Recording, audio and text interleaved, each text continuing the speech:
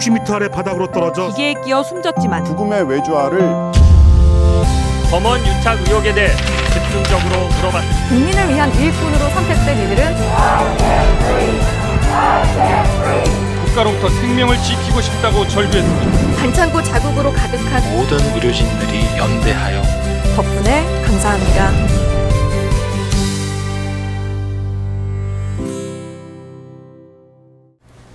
시청자 여러분 안녕하십니까. 풀이한 양방향 소통 유튜브 라이브 뉴스프리 데스크의 아나운서 김민호입니다. 안녕하세요. 성지연 기자입니다. 제9호 태풍 마이삭이 우리나라를 향해서 성큼 다가왔습니다. 네. 그래서 저희가 좀 설명을 해드릴까 하는데요. 그래픽 보면서 함께 좀 설명을 들어보시죠. 네. 마이삭 경로부터 일단 말씀을 드릴게요.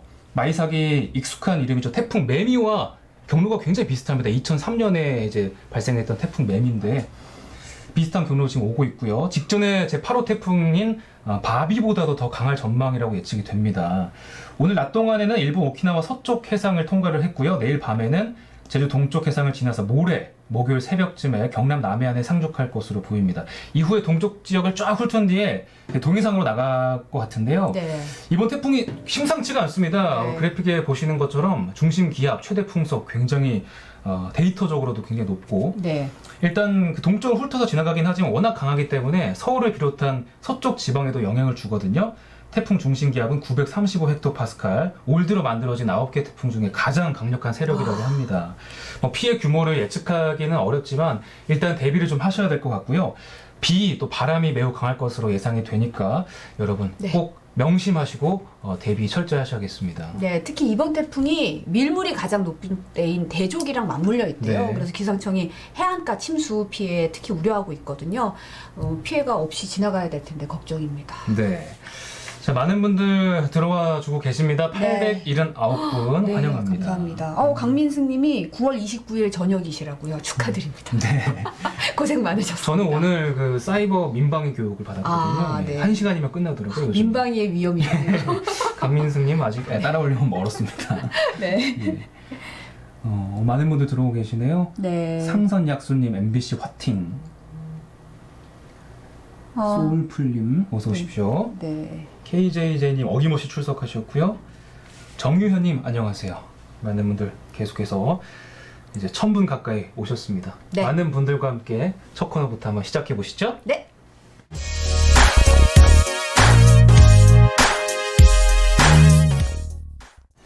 네, 원래는 매주 목요일 날 찾아오는 코너인데 오늘은 특별히 화요일에 찾아왔습니다. 오셨습니다. 이선영 아나운서의 송경제 시간입니다. 어서 네. 오십시오. 어서 오세요. 안녕하세요.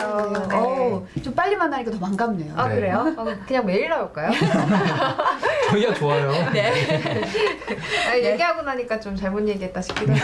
아무튼 네. 지금 강화된 사회적 거리두기 벌써 나흘째입니다. 그래서 뭐 재택근무하는 회사도 정말 많아졌고 네. 또 서울시는 9월 6일까지를 1000만 시민 멈춤 주간으로 지정을 해서 뭐 대중교통 거리가 좀 눈에 띄게 한산하더라고요. 네, 저도 뭐 약속 많이 취소하고 모임도 취소되고 뭐 네. 사실은 회의도 다음 주에 회의가 있었는데 정례 회의도 취소됐어요. 그만큼 다들 많은 분들이 좀 답답하겠지만 다들 좀 참자. 이번은 좀 멈추자 이런 게 좀 강한 것 같아요. 네. 네. 그 모임 이야기 하셨는데 사실 모임을 취소할 수밖에 없는 게 음식점이나 주점이나 다 이제 9시까지만 사실상 영업을 할 수 있다 보니까 네. 9시 이후로는 영업을 할 수 없다 보니까 모일 장소가 없잖아요. 갈 데도 사실. 없는 거죠, 네, 사실. 그래서 네. 근데 이 시국에 3, 4, 5 모여서 맥주 한 캔 딱 할 수 있는 장소에 있다고 합니다. 그래요?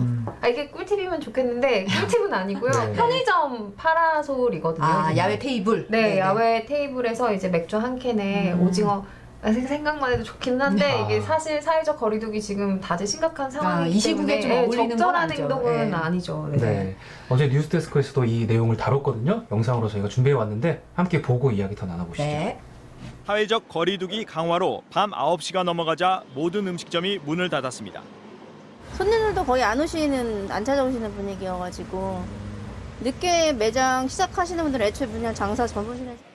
하지만 식당이 문을 닫자 편의점으로 자리를 옮겨 술자리를 이어가는 사람들이 눈에 띕니다. 마스크를 턱에 걸치거나 아예 하지 않고 작은 테이블에 모여 술을 마십니다. 술이 좀 아쉬우니까 한 잔 더 하고 싶은데 정말 집에 갈 수는 없는 거잖아요. 그래서 이제 편의점은 이 코로나 2.5 단계 단속 대상이 아니라고 들었어요. 그래가지고 하시는 거 아니에요? 네. 예, 사실 편의점의 경우에는 딱히 뭐 영업에 제약을 안 받다 네. 보니까 생기는 것 같아요. 맞아요. 저도 어제 아이스크림이 너무 먹고 싶어가지고 한 10시쯤에 편의점 갔는데 네. 사람이 너무 많은 거예요, 편의점에. 심지어 네. 이제 밖에 뭐 파라솔은 치워져 있었는데 안에 실내 자리가 있잖아요. 아, 그쵸. 거기도 굉장히 사람들이 많아서 사실 이게 좀 걱정이 많이 되더라고요. 네. 편의점은 어떻게 해야 됩니까? 그러니까 사실 이제 9시 이후에 거의 모든 이제 음식점이 닫다 보니까 더 사람들이 많이 몰리면서 이런 문제가 생겼는데 자발적으로 이 팔아서 운영하지 않겠다 한 업계가 어제 최초로 이제 GS25가 있었고요. 이제 업계 1위죠. 네. 네, 이러다 보니까 이제 이어서 뭐 CU, 뭐 세븐일레븐, 이마트24 다들 이제 점주와 또 고객들의 안전을 위해서 점주에게 권고를 했다고 합니다. 팔아서 운영을 좀 자제해 달라고요. 근데 사실 권고 사안이라 좀 지침이 모호하다 이런 얘기도 있더라고요. 그래서 오늘 서울시에서는 이 사실상 편의점 대부분이 휴게 뭐 음식점, 일반 음식점으로 구분이 되기 때문에 원칙적으로 9시 이후에는 야외 테이블이든 실내든 이 음식을 먹는 거는 문제가 있다는 입장이더라고요. 그래서 현장 점검을 하겠다 이렇게 밝힌 상황입니다. 네. 그래서 이런 시국에 가장 중요한 건 좀 상식적으로 행동하는 게 어떨까 싶어요. 이거 하면 안 되겠다. 그런 거 일반적으로 생각 잘 할 수 있거든요. 근데 그걸 안 지키는 분들 때문에. 사실 모두 세세하게 지침을 내리기는 현실적으로 좀 맞아요. 어려운 부분이 있거든요. 지금 안 그래도 여기서 YJ님이 헬스장이 닫아서 산스장도 북적북적 한다고 댓글을 써두셨는데 사실 이제 산 같은 데 가서 그쵸. 이제 운동을 하시는 분들인데 이제 운동하다 보면 숨도 차고 하니까 마스크 살짝 내리고 이제 네. 운동하시는 분들이 계신데 이건 진짜 그냥 상식적으로 알아서 좀 자제해서 잘 지켜야겠습니다. 네, 박예민님이 집에서 먹어라 하셨습니다. 네네. 그나저나 그 다음 소식으로 자연스럽게 넘어가 보면 네. 어우 자연스러운데요? 그래요? 네. 넘어갔어요, 빨리. 자연스럽게. 네. 진짜 안 자연스러웠으니까 지금 이런 말이 나오는 거잖아요. 아무튼 김민우 아나운서가 예. 너튜브 중독이잖아요. 중독이죠. 청약 아니면 큰일이에요. 너튜브 보잖아요. 예, 예. 그래서 뭐 요새 이런 게 좀 유행이다 하는 거 되게 빠른 걸로 알고 있어요. 그쵸. 요새는 좀 어떤 아이템이 핫한가요? 요즘 많은 유튜버들이 똑같이 올리는 영상이 있어요. 썸네일도 비슷하고 검은 화면에 아, 네. 검은 정장 입고 죄송합니다 하면서 이렇게 네. 눈물을 보이는 그런 영상을 요즘 많이 봤거든요. 네. 뒷광고 요즘 논란이잖아요. 아, 네, 맞아요.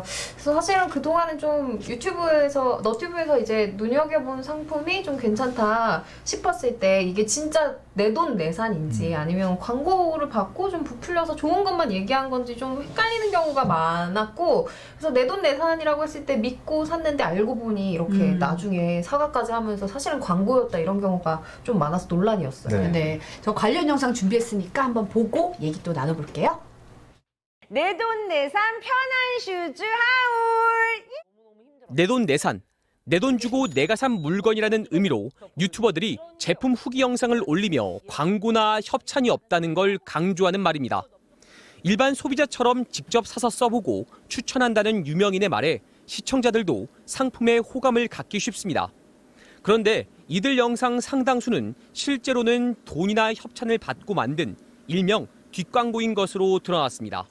앞으로는 PPL의 명확한 표기로 여러분께 두 번 다시 실망시켜드리지 않는 유튜브 업계의 뒷광고 논란이 불거지면서 유명 유튜버들이 뒤늦게 관련 사실을 인정했고 수백만 구독자를 확보한 한 유튜버는 은퇴 선언을 하기도 했습니다. 네. 사실 뭐 내가 아는 셀럽이 내가 아는 인기 스타가 너무 예뻐서 자기 돈을 들여서 샀다. 그럼 사실 마음이 진짜 인기인가 봐. 너무 예쁜가 봐 이러면서 혹하는 게 사실이거든요. 맞아요. 좀 그런 마음 들었던 적 없어요? 저는 사실 마스크팩을 엄청 좋아하거든요. 그래서 사랑이죠. 화장품을 잘 안 쓰고 아침에 한 장, 자기 전에 한 장에서 이제 마스크팩 정말 좋아하는데 막 정말 예쁜 사람이 이거 좋아요 하면은 사고 싶게 되더라고요. 근데 사실 이게 광고인 경우에는 성분 같은 게 저한테 잘 안 맞는데 그냥 부풀려서 얘기한 경우가 많잖아요. 그래서 저 같은 경우에는 이제 저한테 잘 맞는 성분, 안 맞는 성분 따져서 사긴 하는데 모든 상품을 이렇게 다 할 수는 없으니까 그래서 결국에 공정위에서 SNS나 또 너튜브에 나오는 인플루언서들이 이런 제품을 소개할 때 광고인지 아닌지 반드시 표시하게 하는 규제를 오늘부터 네, 시행하게끔 했다고 합니다. 그래서 좀 어떤 사항인지 눈여겨볼 부분 몇 가지를 짚어보면 이제는 뭐 체험단이라든지 뭐 그런 거 많잖아요. 저 뭐뭐뭐와 함께 했습니다. 막 이런 좀 모호한 멘트는 안 되고요. 그러니까 반드시 광고인 걸 정확하게 표기해야 합니다. 돈 주고 했다 그럼 광고라고 딱 표기해라. 그렇죠. 그러니까 예를 들면은 상품을 제공받아서 한 경우에는 상품 협찬입니다. 혹은 이걸 좀 할인된 가격에 제공받았다면 경제적으로 할인을 좀 받았습니다. 그리고 또 아니면은 대가를 받고 광고성으로 정말 제작한 컨텐츠다 하면 광고비를 받고 제작했습니다라는 메시지를 반드시 명확하게 표기를 해야 하고요.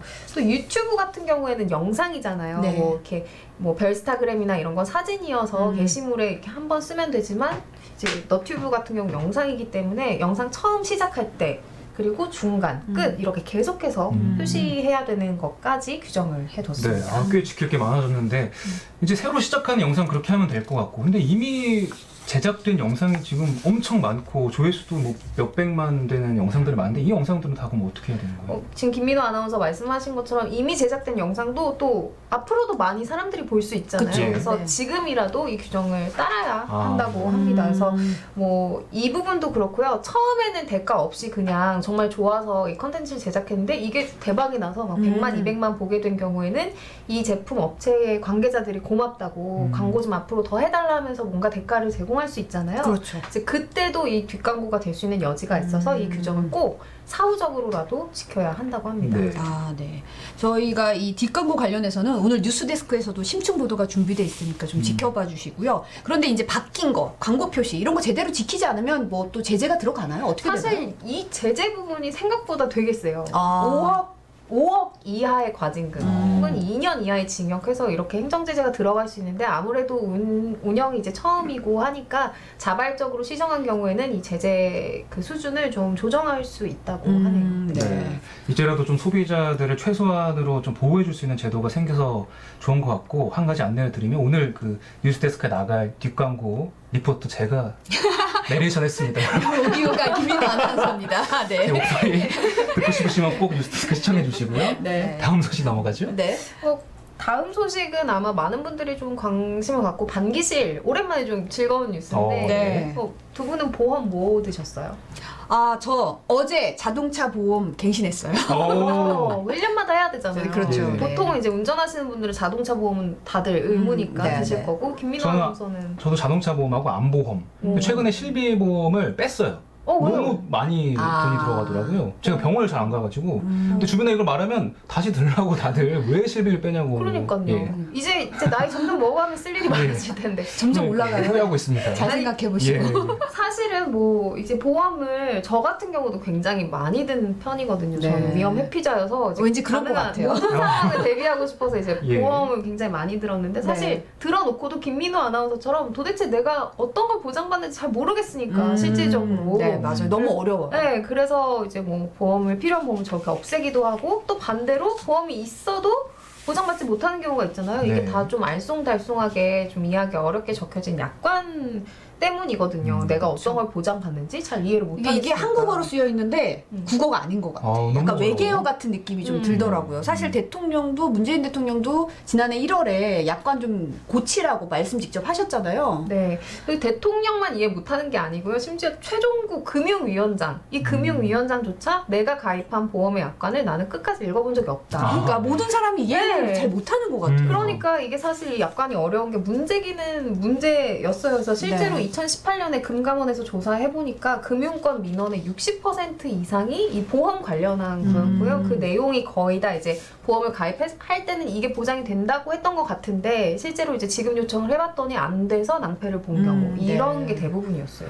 아무래도 속 편한 방법은 내 보험은 내가 좀 알아서 챙겨야 할 것 같은데 사실 저도 제 보험 이번에 해지할 때 읽어봤는데 뭐 법률 용어도 많고 한자도 많고 맞아요. 너무 어려워. 이거 왜 이렇게 써진 거예요 대체? 그러니까 이제 지금까지 보험업계의 입장은 이게 아무래도 위험을 관리하는 계약서다 보니까 뭐 쉬운 것도 좋지만 정확해야 된다. 그러다 보니 법률 용어와 한자 용어가 많을 수밖에 없다. 이렇게 이야기를 해봤어요. 근데 일리 있는 것 같죠. 근데 사실 김민호 아나운서 말처럼 뭐 당사자도 모르는 약관이라면 사실 의미가 없는 거잖아요. 그래서 이제 좀 쉽게 약관을 변경하라라는 그런 이렇게 변화가 생긴 겁니다. 네. 그래픽을 보시면서 도대체 어떻게 변하는 네. 건지 한번 같이 보실게요.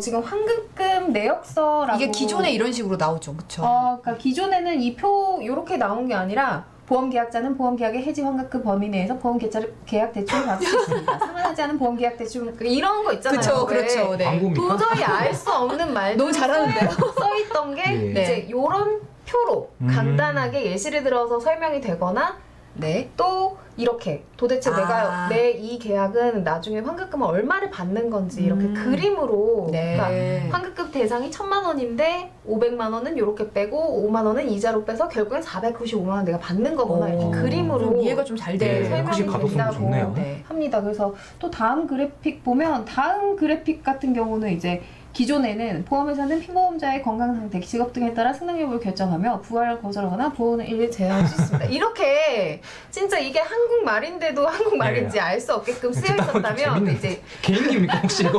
한번 개발해 볼까요? 보험 광고 개인기. 지금 보험 광고를 노리고 있다고. 저희 앞 광고 환영합니다, 여러분. 그러니까 지금 왕기호님이 그동안 보험 광고 목소리 이선영 아나운서냐고 이렇게 복잡했던 걸 이제 그림으로 좀 바꿔준다고 합니다. 네. 지금이라도 소비자 중심으로 좀 변화하는 모습이라서 좀 다행이라는 생각이 좀 들긴 합니다. 그래서 일단은 이게 오늘 이후에 출시되는 상품은 바로 요걸 적용해야 되고요. 네. 이제 기존에 있던 상품 같은 경우는 내년 1월 1일부터는 모든 보험사, 모든 보험 상품에 대해서 이 변경된 쉬운 약관을 적용해야 된다니까요. 저는 사실 좀 기대돼요. 얼마나 이제 보험사마다 막 귀여운 캐릭터들 이제 마련해서 소비자에게 쉽게 설명해주기 위한 노력을 할 거 아니에요. 그래서 이렇게 바뀌고 난 다음에는 좀 소비자들이 내 보험 뭔지 모르겠다 싶어서 이렇게 답답해하는 일은 좀 없었으면 좋겠습니다. 네. 자, 원래 목요일날 항상 찾아뵙던 코너인데 화요일에 찾아뵈니까 또 색다르고 굉장히 도움이 많이 되네요. 네. 그냥 뭐 매일 하고 본인이 별로 안 좋아하시는 것 같은데 말하면서도요. 네, 오늘 나와주셔서 감사합니다. 고맙습니다.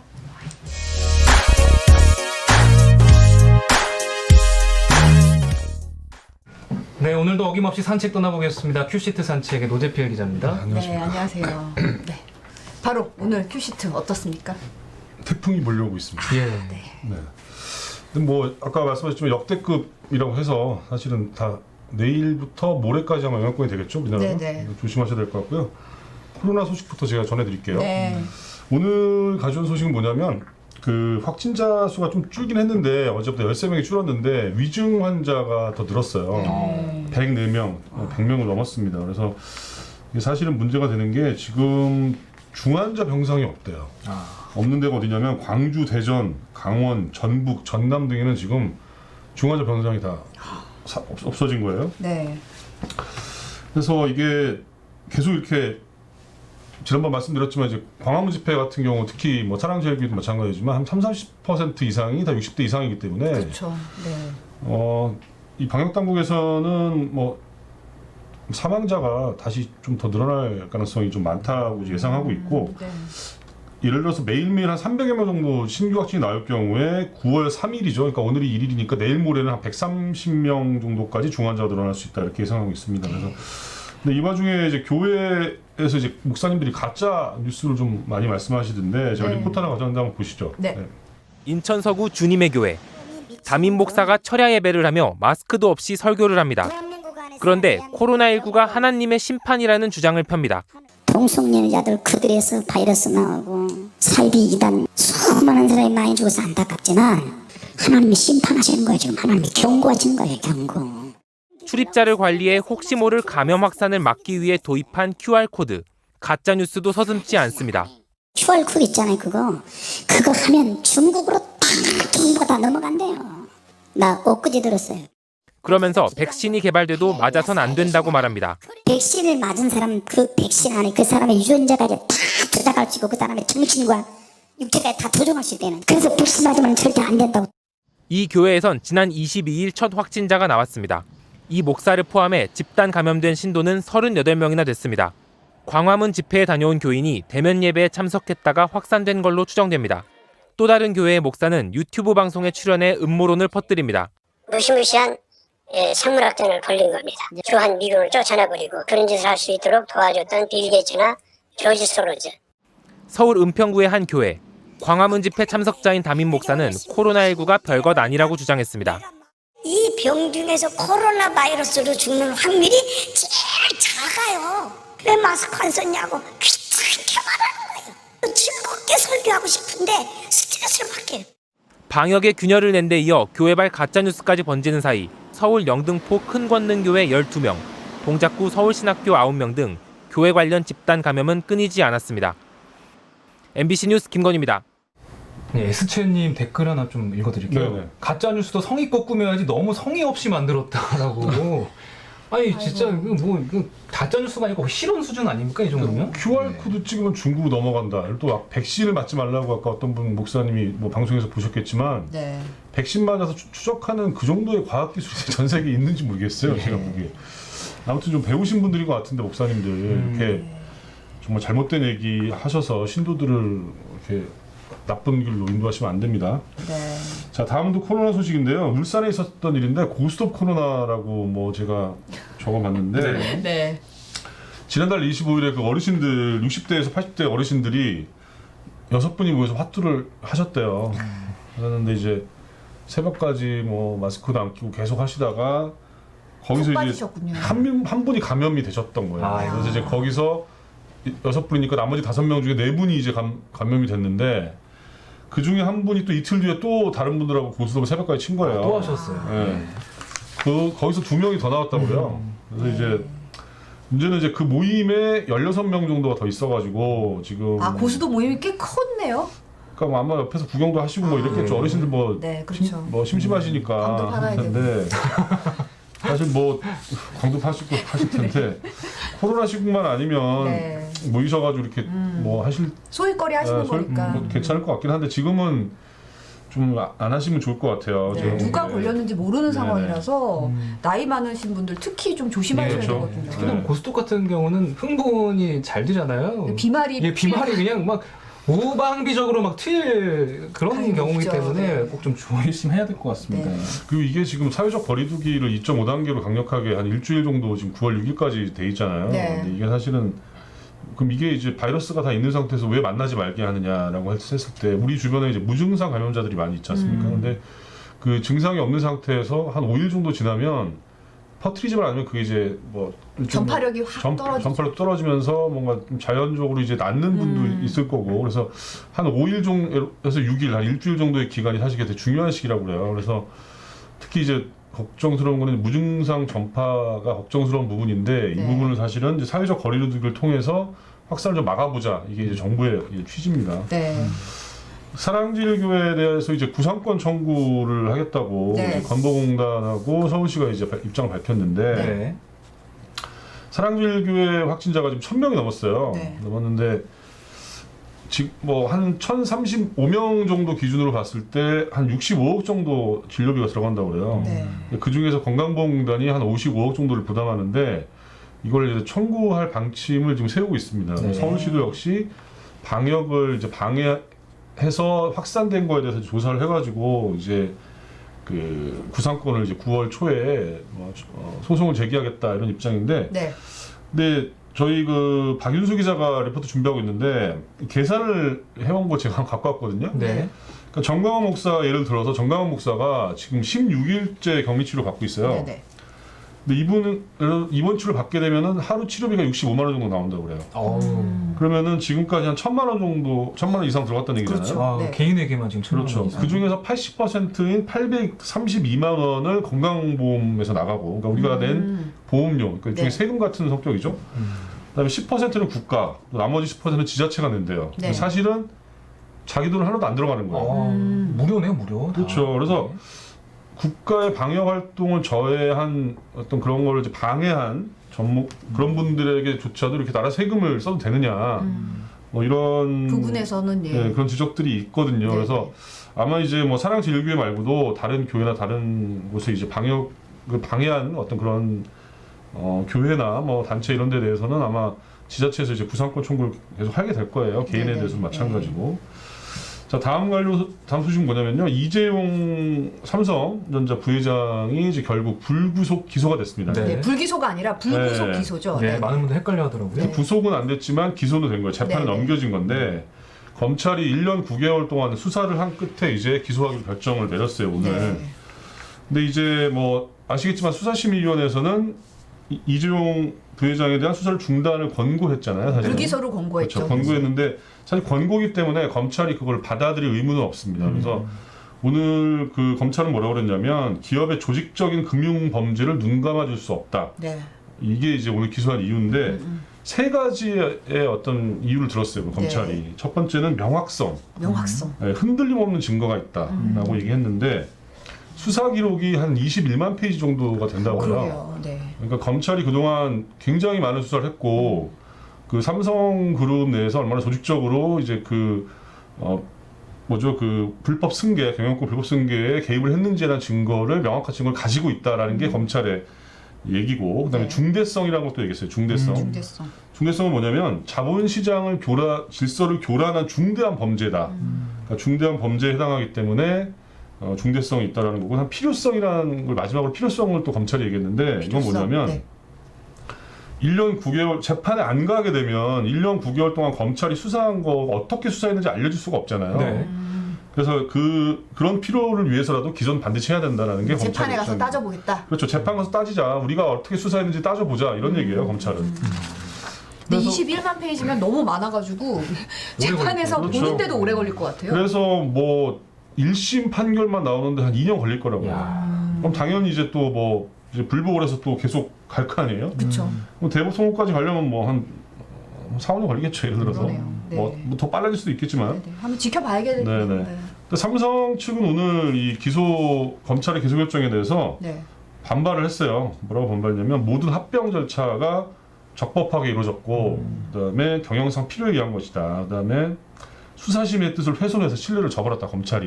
이런 얘기를 했는데, 뭐 그 내용을 보시면 2015년도에 사실은 이제 제일모직하고 삼성물산이 합병이 됐잖아요. 네.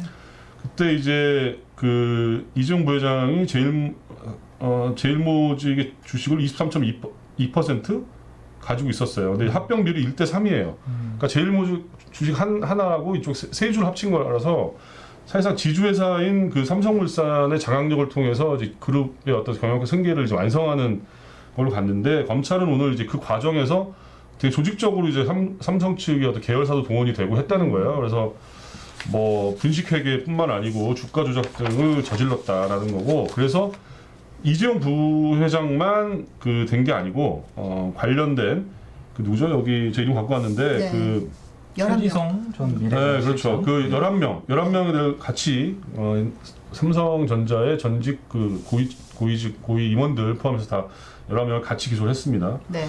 이거는 한번 시간이 오래 걸릴 것 같은데 한번 지켜보셔야 될 것 같고. 네. 다음은 이제 내년 예산인데요. 네. 내년 예산이 이제 556조 원이에요. 이게 이제 역대 최대 규모인데 올해보다 8.5% 늘어났어요. 네. 당연히 이제 코로나 때문에 경제가 심각하기 때문에 한국판 뉴딜 같은 거, 사회적 안전망 같은 걸 위해서 이제 돈을 투자하다 보니까 그렇게 되는 건데, 네. 문제는 내년에 세수는 0.3%밖에 늘지 않는다고 그래요. 그럼 이제 채무 비율이 한 46.7%까지 올라가게 되거든요. 그럼 이제 국가 부채가 늘어나니까 그만큼 정부가 운용할 수 있는 그 폭이 좁아지는 거죠, 사실. 그래서 뭐 일단 경제 성장률이 지금 뭐 마이너스 상황을 플러스로 바꾸는 게 되게 중요해요. 네. 그래야 이제 세금도 더 거치고 그러면서 이제 이 예산을 폭을 계속 운영할 수 있는 그런 룸이 생기거든요. 근데 코로나 때문에 각 나라마다 부채 비율이 뭐 그렇죠. 어마어마하더라고요. 지금 맞아요. 상황이 어쩔 수 없어가지고. 태풍 소식은 제가 갖고 왔는데 이거 넘어갈게요. 아까 네. 하셨기 때문에 넘어가고. 네, 네. 제가 잘 설명드렸죠? 아주 좋았어요. 제가 넘기겠습니다. BTS가 기분 좋은 한국 최초 소식이죠. 빌보드 1위인데 저 사실 이거 잘 몰라서 여쭤보려고 왔는데 그러니까 빌보드가 사실은 네. 착각하시는 분들이 빌보드 차트가 공식 차트가 2개가 있거든요. 그래서 벌써 1등 한 거 아니야? 그런데 이때까지 한 거는 빌보드 앨범 차트에서 1위를 4차례나 했었고요. 사실은 핫백은 처음이에요. 근데 핫백이 왜 어려운가 하면은 현지 라디오 방송이 점수가 높대요. 그래서 싸이가 그렇게 인기가 많았어도 현지 라디오에서 틀어주는 온에어 점수가 높기 때문에 1위를 못했던 거예요. 그래서 이제 한국인으로는 처음으로 들어간 거고. 잘하시네요. 아미신가요? 아미설. 송 기자 아미까지는 아미설. 아니고 아미까지는 아니고 이제 네. 예. 그런 상황입니다. 네. 여기 관련해서 저희가 단독 보도도 또 마련돼 있죠. 아 그래요? 아, 네네. 못 봤어요. 네, 큐시트에서 살짝 봤어요. 제가- BTS 영상이 유튜브 실시간 영상 1위더라고요. 지금. 아 지금 그래요? 예, 예. 그 곡이 뭔지 몰라요. 아 저는 BTS는 누군지 아는데 노래를 잘 몰라요. 네. 아무튼 뭐 잘 축하할 일이고. 네, 기분 좋은 일이죠, 네. 사실 되게. 박수 한번 치겠습니다. 네, BTS 화이팅. BTS! 아미짱. 네. 네. 저는 여기까지 오늘. 네. 알겠습니다. 네. 자, 노재필 기자와 큐시트 산책까지 떠나보셨고요. 저희 본방에서 또 많은 소식 준비가 되어 있습니다. 뉴스데스크와 함께 편안한 저녁 보내시고 저희는 내일 다시 찾아오겠습니다. 네, 감사합니다. 고맙습니다. 고맙습니다.